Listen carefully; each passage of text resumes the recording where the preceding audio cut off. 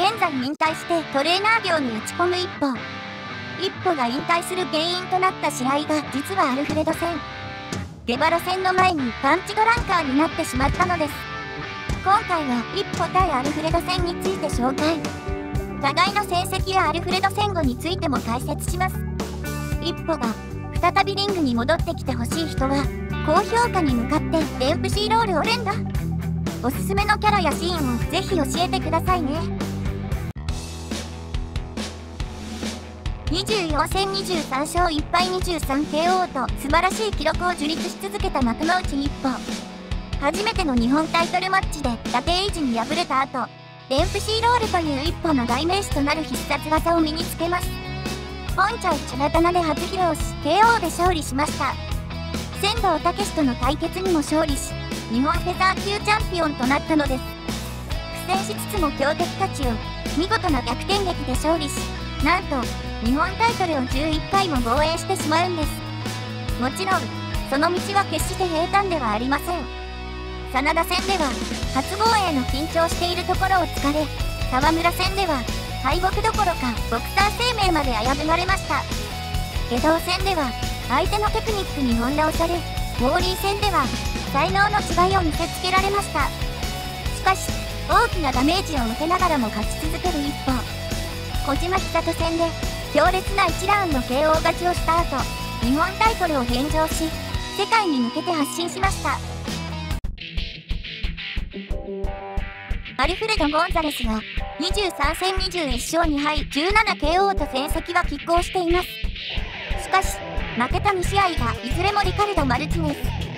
リカルド以外には負けなしで WBA 世界フェザー級で2位となっています。リカルドに憧れて始めたボクシング。ファイトスタイルもリカルドに酷似しています。アウトボクサー寄りの万能タイプでクロートをもうならせる綺麗なボクシングを行います。しかしそれもリカルドの仮の姿。本来のリカルドは血に飢えた野生の塊なのです。本性をむき出しにしたアルフレドの異名が死神ミキストリー。モードミキストリになると別人のように凶暴化するんです。内なる凶暴性を抑えて一歩戦へと臨みました。軽量で初対面の一歩とアルフレド。記者からの質問に模範回答で返す一歩に対し、彼には何も期待しない方がいい。リカルドの言葉を借りて一歩を挑発しました。試合直前、万全な体勢で試合に臨む一歩ですが、一歩に対する不安が拭いきれない知人たち。一歩だけでなく、取り巻く人たちにも緊張感が漂います。一歩は弱くなったのか。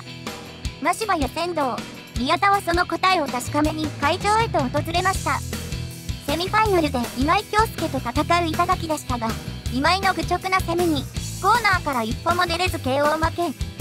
アルフレド戦の前に不吉な予感が漂います。グロービングしながら心を切り替える一歩に、鴨川会長のありがたい頭突きが炸裂。気合をフル充電できた一歩は挑戦者としてリングへと向かいました。一歩が入場とともに湧き上がる観客たち。期待を込めた声援が会場を揺らします。メキシカンのコスチュームで入場するアルフレド。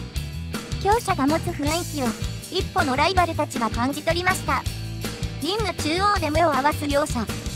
湧き上がっていた会場も固唾を飲んで彼らに注目します。グローブを合わせ距離を取る一歩とアルフレド。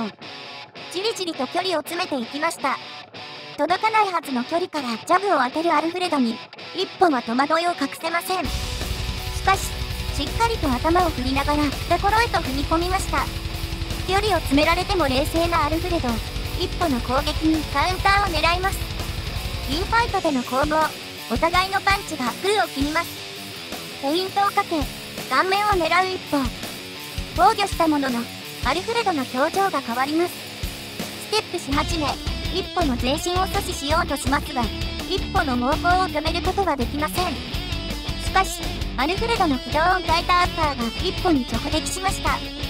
絶妙なタイミングでヒットするアルフレドの変則アッパー。練習を思い出しアッパーをかわす一歩。カウンターのリバーブローは惜しくもブロックされました。2ラウンド開始直後に自分から相手の懐に飛び込む一歩は、アルフレドの迎撃に対応し始めます。勢いに乗る一歩に、アルフレドは隠していた右を見せました。突然の右に対応できないと判断した一歩が、パンチを頭で受け止めます。気合を入れ直し、攻め始める一歩に、再度アルフレドの右が直撃します。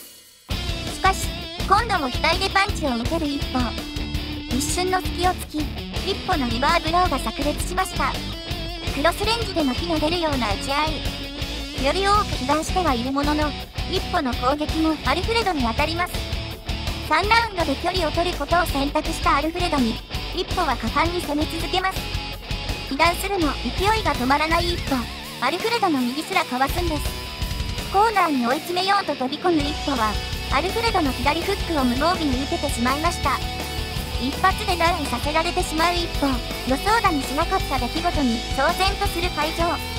意識を取り戻した一歩は、カウント9でギリギリ立ち上がりました。